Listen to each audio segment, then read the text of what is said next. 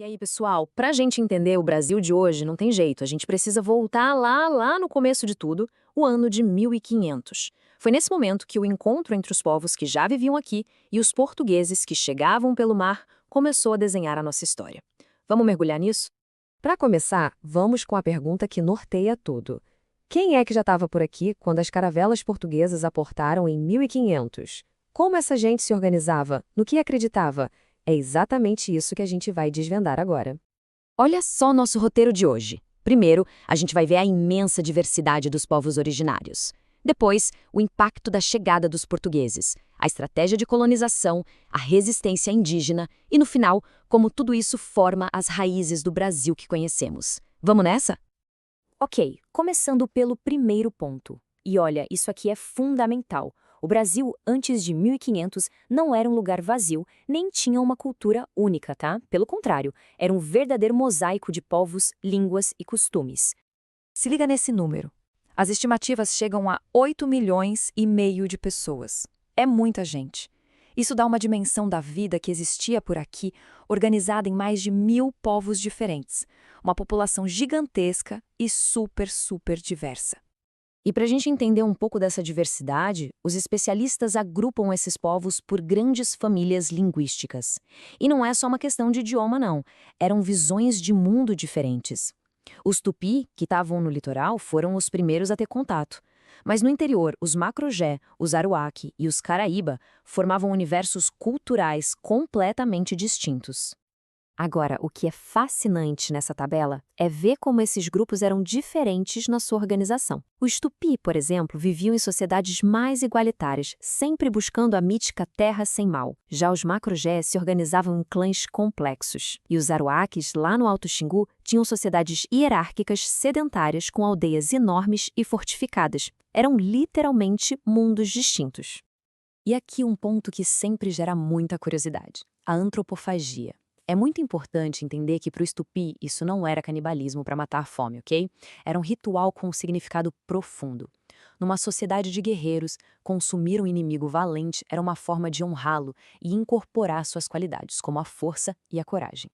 Beleza, agora que a gente já tem uma boa ideia de quem estava aqui, vamos avançar para entender como foi o encontro desses mundos. Os primeiros 30 anos foram um período de exploração e trocas, antes da colonização para valer começar. Essa linha do tempo mostra bem a hesitação de Portugal no começo. Primeiro, a chegada de Cabral. Depois vieram expedições só para reconhecer o território e montar postos de troca, as feitorias. O foco principal deles ainda era o comércio com as Índias. A decisão de colonizar de fato só veio 3 décadas depois. A base dessa relação inicial foi o escambo. Pensa numa troca.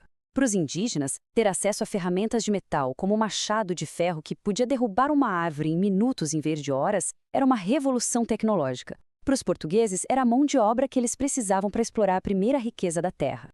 E essa riqueza era o pau-brasil. A madeira fornecia um corante vermelho, um artigo de luxo na Europa, usado para tingir os tecidos da nobreza e do clero. Foi essa árvore que deu nome ao Brasil e que motivou a presença portuguesa na costa durante essas primeiras décadas.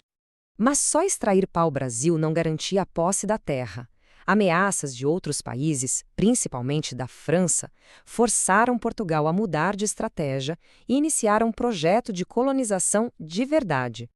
A lógica portuguesa evoluiu em etapas. O escambo inicial funcionou bem, mas a presença constante de navios franceses disputando o pau-brasil acendeu um alerta em Lisboa. Para garantir a posse, era preciso ocupar a terra.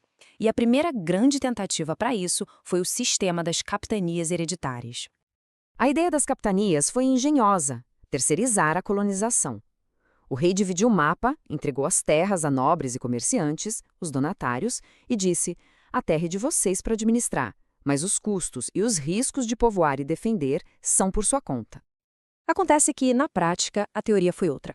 Colonizar uma terra imensa, hostil e cheia de gente que não queria ser dominada era caro e perigoso demais. O resultado? A maioria das capitanias fracassou. As grandes exceções foram Pernambuco e São Vicente, que conseguiram prosperar com base na cana-de-açúcar. Com o fracasso das capitanias, a coroa precisou intervir de forma mais direta. A solução foi criar o governo geral em 1548. A ideia era unificar e centralizar a administração, colocando um representante direto do Reino Brasil. Tomé de Souza foi o primeiro, e com ele nasceu a nossa primeira capital, Salvador. A chegada de um governo centralizado e de mais colonos intensificou o conflito, claro. A partir daqui, os povos indígenas enfrentaram uma dupla ofensiva, a violência pela terra e a conversão pela fé. Então, de um lado, tínhamos a resistência armada, grupos que se recusavam a entregar suas terras e sua liberdade, lutando com arcos e flechas contra canhões. Do outro, a chegada dos jesuítas, com a missão de salvar almas, mas que na prática significava uma profunda e forçada transformação cultural. E essa resistência não foi pequena ou desorganizada de jeito nenhum. A Confederação dos Tamoios, por exemplo, uniu vários povos e, com a ajuda dos franceses, lutou por mais de uma década contra os portugueses no litoral do que hoje é Rio de Janeiro e São Paulo. A colonização não foi um processo nada pacífico. E aqui está um conceito-chave que cai muito em prova: aculturação. O trabalho dos jesuítas nas missões ia muito além do ensinar a rezar. Envolvia mudar a estrutura familiar, a forma de trabalhar, a língua, os hábitos. Era a tentativa de transformar o indígena em um súdito cristão com valores europeus. Chegamos à parte final, onde a gente conecta todos os pontos. Qual foi o resultado de todo esse processo? Que marcas esse período deixou na formação do Brasil? As consequências para as populações nativas foram devastadoras. O mais impactante foi o colapso demográfico causado por doenças. Vírus banais para os europeus, como o da gripe ou varíola, dizimaram aldeias inteiras. Somou-se a isso a perda das terras, a escravidão e a desestruturação de suas culturas. E aqui está o ponto crucial, especialmente para quem se prepara para as provas. Entender esse início é entender a raiz de muitas questões do Brasil de hoje. A concentração de terras, por exemplo, a desigualdade social, a nossa própria formação cultural. Tudo começa aqui. E para fechar, fica a reflexão: de que forma olhar para esse começo marcado pela violência, pela resistência e por trocas culturais profundas nos permite entender melhor o Brasil contemporâneo, com toda a sua diversidade e suas contradições. A história, como a gente vê, nunca fica apenas no passado.